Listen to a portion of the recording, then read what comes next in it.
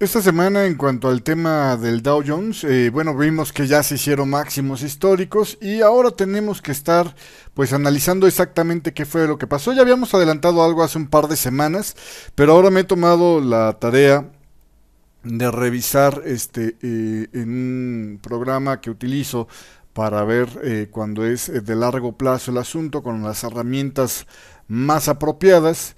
Aquí tengo un histórico que corre pues prácticamente desde desde la fecha del 1960-61 hasta la época actual. Es gráfico mensual, cada vela es un mes. Y bueno, pues como puedes ver, teníamos un escenario donde empezamos con un triángulo para la onda 4, ¿no? Esa es la teoría que estamos siguiendo, es que este triángulo fue la onda 4 y a partir de ahí esta es la onda 5 del gran superciclo, ¿no? Y entonces hay algunas formas donde podríamos contarlo. Te voy a presentar las dos que más me han convencido de lo que he estado revisando, y dónde estuvieron los cambios o por qué es que existen estas dos posibilidades y cuáles son los puntos a favor y en contra de cada uno de esos elementos o de cada uno de estos escenarios que estamos poniendo. En primer lugar, este es el escenario que no me gusta mucho, pero a partir de aquí creo que se puede llegar mucho más fácil a la conclusión de qué es lo que estaría pasando. La idea es que hubo un movimiento de 5, ¿no? En esta idea representamos una onda uno, 2, luego una onda 3 que se extiende hasta aquí arriba, subdividida en una onda tipo uno, 2, 3, 4 y luego se extiende la onda 5 de esta y llega a ser esta onda 5, ¿no? Entonces, esta es la onda 3 con todo esto, donde la 5 de esa 3 es la extendida, es la característica en este conteo. Y por el otro lado, tenemos dos alternativas para entender qué es lo que está pasando a continuación. Una es, si la onda 4 fuera esta breve, esta rápida, que tiene, digamos, una mejor armonía con respecto a la onda 2 en cuanto a tiempos. La onda 5 sería este movimiento alcista hasta estos máximos, ¿no? Estos eran los máximos históricos hasta antes de esta semana. Y después de ahí, entonces, deberíamos de estar viendo, ¿no? El movimiento de la corrección como un potencial movimiento. Si no se hubieran hecho máximos históricos, todavía podríamos estar utilizando este conteo y decir, bueno, esta es la onda A, B y C, ¿no? Es decir, A, B y C. Pero como hubo esos máximos históricos, pues nada, ¿no? Entonces lo que tenemos es, a partir de este máximo, pensar que es el máximo del 2007, el término del gran superciclo. Y entonces este movimiento de aquí, el problema es que hay muchas más probabilidades de que se vea como un movimiento. Me voy a acercar un poco más a esta zona. Hay muchas más posibilidades de que se vea como un movimiento impulsivo de una, 2, 3, 4, 5 para terminar ahí este esquema.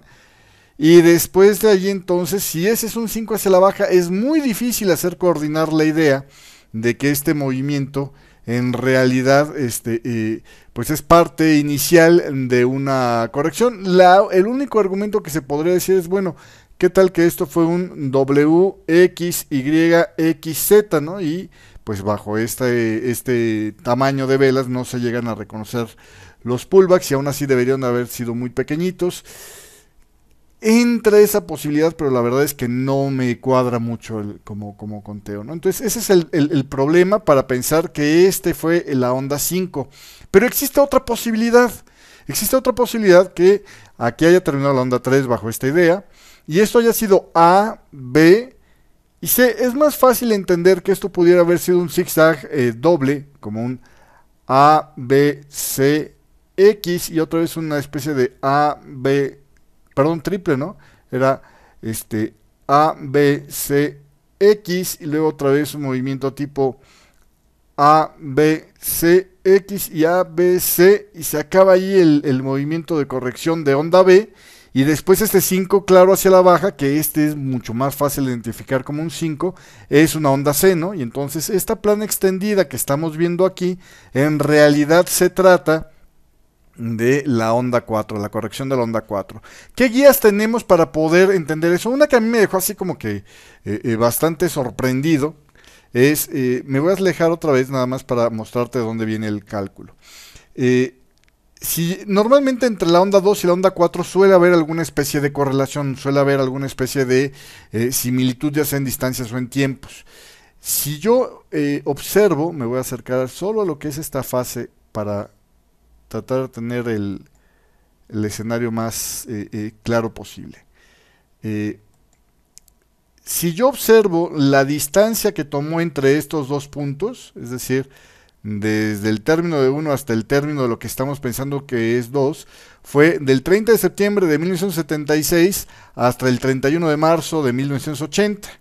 Si esa distancia la proyecto yo a partir de los máximos que creemos que es el término de la onda 3, que es 31 de enero del año 2000, puedo encontrar yo que un 78,6% de esa distancia se hace justamente en este mínimo, el 31 de octubre del 2002, y curiosamente, y lo que más me dejó así como que sorprendido, estos mínimos de aquí del 31 de marzo del 2009 es precisamente el 261,8% de lo que fue la onda 2. Entonces, vemos que a pesar de haberse dado en décadas totalmente distintas este movimiento, la correlación de tiempos en estas dos correcciones coincide con niveles de Fibonacci de los fuertes, de los comunes. De hecho, yo podría decir que los dos niveles de Fibonacci no son niveles, digamos, de los más comunes, pero sí el del 261,8% es un nivel más frecuente que el del 78,6%. Entonces, de alguna manera, en tiempos vemos que hay una coincidencia perfecta con el final de la caída y el final de lo que podría ser potencialmente la onda 4. Bueno, vamos a ver qué pasa con el retroceso. Tú sabes que normalmente, si esta es la onda 3, normalmente la onda 4 retrocede entre un 38,2% y un 50%. También ambos niveles tienen coincidencias. No son exactas en ninguno de las dos. La onda 4, si fuera este mínimo de aquí, fue ligeramente más bajo que el 38,2% de retroceso. El 38 exacto estaba en las 7.577 unidades. Y la onda 4 en este último mínimo fue poquitito menos que el 50% de retroceso. ¿Por qué se ve tan distinta los tamaños? ¿Por qué no se ve en el centro este nivel? Porque esta es una escala logarítmica, si te fijas. Las distancias entre los precios en la parte superior son mucho más pequeñas que las distancias en la parte inferior. Lo que hace aquí es proyectar en ratios con simetría. ¿Sí me explico? Lo que pasa es que el gráfico logarítmico lo que hace es decir, bueno, que la distancia que se corre en el gráfico para duplicar un precio sea el mismo que se corre en el gráfico para volver a duplicar el precio que se corre en el mismo. ¿Sí me explico? Y es lo que se recomienda utilizar cuando estamos viendo gráficos de muy largo tiempo, porque obviamente el hecho de volver a duplicar un gráfico en precio es una cantidad enorme de puntos, pero en esfuerzo es simplemente volverlo a doblar.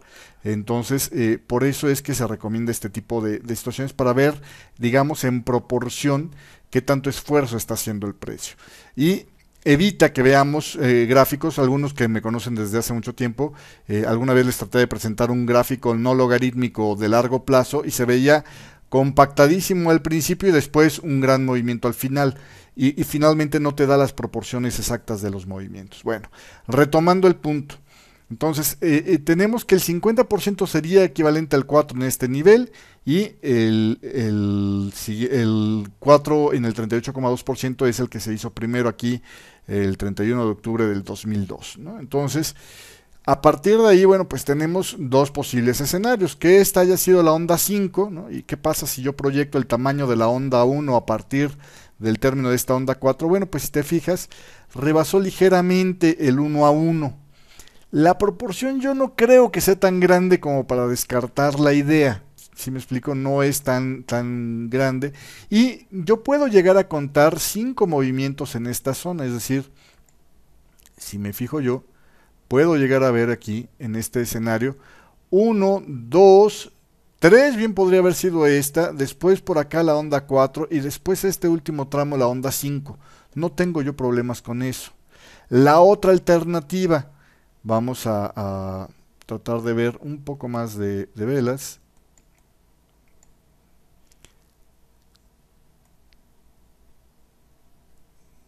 ¿Qué pasa si lo último que vimos fue la onda 4? Bueno, pues ahí también surgen niveles interesantes. Si esta fue la onda 4 y yo proyecto este nivel, el tamaño de la onda 1 que tenemos aquí atrás, lo proyecto a partir de este mínimo, lo que podemos encontrar es que cuesta mucho trabajo ver esta alza como un impulso. Es algo que hemos estado sosteniendo durante toda esa alza como uno de los argumentos para decir, ¿sabes qué? Esta no es, al menos no es lo más parecido a un impulso. Pudiera darse que o en este máximo o en este máximo de aquí esté la onda 1. eh, el mínimo de aquí sería la onda 2, es un retroceso relativamente ligero. Me gusta más este acomodo porque podría yo contar por aquí el 1, 2, 3, 4, 5 para la onda 1 y aparte el retroceso es un poco más profundo, permite un poquito más de normalidad. Y entonces lo que estamos viendo a partir de aquí es apenas la onda 3. ¿Qué tanto más podría subir a partir de aquí? Y ahí es donde viene la parte de las metas, la parte digamos interesante de esto. Bueno, si yo fuera corriendo con niveles de Fibonacci normales, podría estar esperando que este impulso se acabara. Obviamente el 161,8% es la siguiente meta que tengo adelante, arriba de los precios actuales. Entonces podría estar subiendo hasta ese nivel y serían en las 14.780 unidades, pero la verdad es que parece poco probable debido a que el nivel de crecimiento, digamos, dejaría muy poco espacio para, tendría que ser demasiado golpeado el asunto, inclusive aquí yo todavía me cuesta trabajo encontrar suficiente espacio para contar las 5 ondas hacia arriba. Entonces, me parece que sería más probable el pensar la idea que va a avanzar más. El siguiente nivel de Fibonacci estaría hasta las 16.749 y el siguiente estaría casi en las 20.000 unidades, las 19.935, y ese sería el 261,8% con relación a la onda 1 que habíamos estado teniendo en este mismo grado, es decir, para ver la onda 5 por estos niveles. Otra de las cosas que podría ayudar para entender esto sería el observar, déjame ver si puedo hacerme para atrás, el observar el acanalado terminal. Obviamente, en este punto, uy no, ahora sí.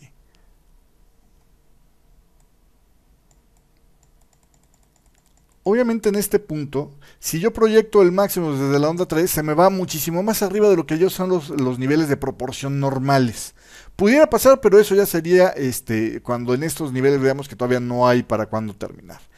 Pero lo que es más común encontrar cuando una onda 3 es demasiado vertical es tener, ¿no?, la proyección a partir del canal, el canal terminal hacerlo a partir de la onda 1, proyectarlo a partir de la onda 1. Entonces, si yo uno la onda 2 con la onda 4, que pensamos que esta pudiera ser, proyectándolo a partir del término de la onda 1, queda más o menos en sintonía con estos niveles. Pudiera, si toma suficiente tiempo, inclusive llegar sin salirse demasiado de este nivel, llegar a estos niveles de las 19.935. Entonces ahí están las posibles dimensiones para esta teoría de conteo. Hay otra teoría que ahorita te voy a mostrar.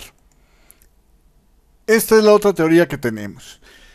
Igual partimos de que el triángulo expandido sería la onda 4 y a partir de ahí empieza otra vez ya el movimiento impulsivo para terminar la onda 5. Con esta idea lo que voy a jugar es a pensar que la onda 3 en realidad fue mucho más breve y se trató simplemente de un movimiento tipo 1, 2, 3, 4. Puedo jugar con esa idea porque nunca hay un enlapamiento aquí. Y después la onda 5 es esta parte de aquí. Es decir, en esta parte la onda 3, también la onda 5 se extendió, pero se extendió antes. Luego el crack, ¿no?, del 87 es precisamente la onda 4, muy rápida, es un mes definitivo de caída, y a partir de ahí la onda 5 se vuelve a extender y nos termina aquí el movimiento. De hecho, esta es la que más me gusta porque es la que más coincide con los niveles y con las proporciones para mantener la figura lo más armónica posible.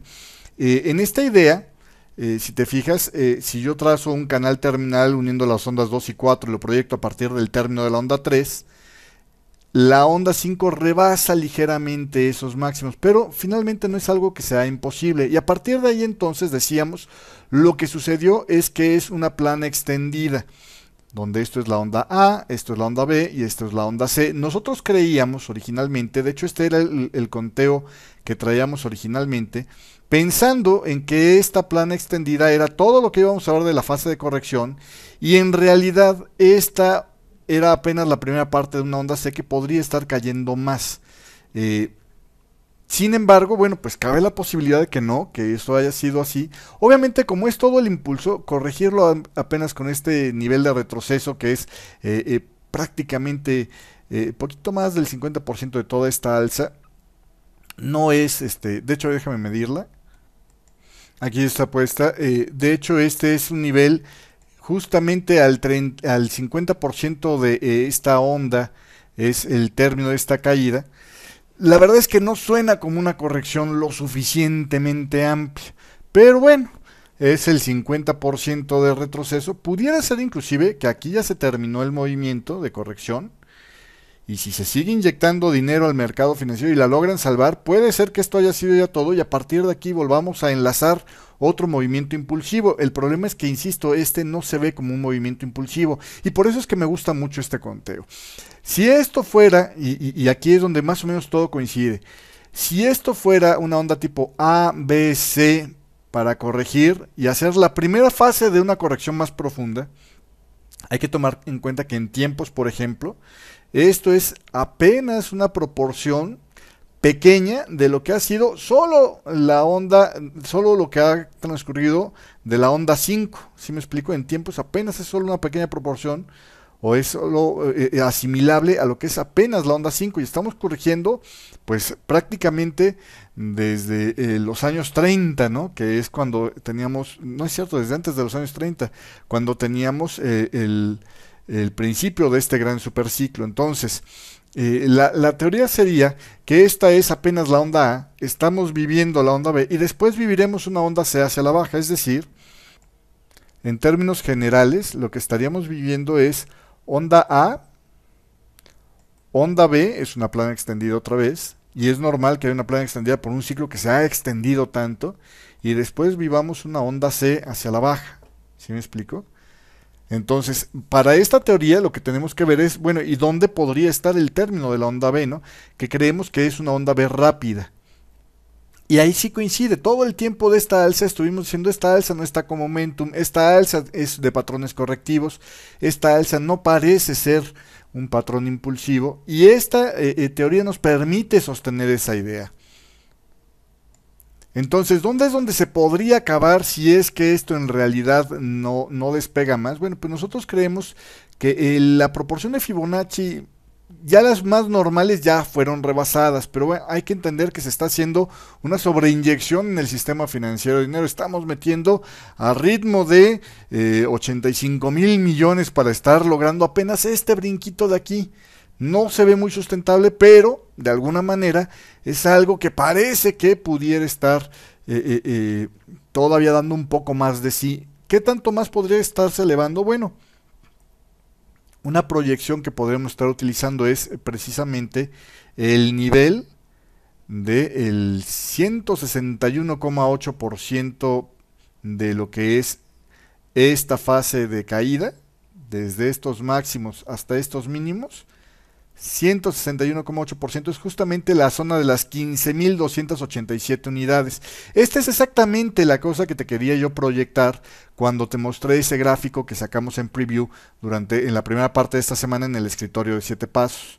Entonces esa es la historia que quisiéramos mostrarte y la historia que quisiéramos que tuvieras tú en mente con este tipo de escenarios.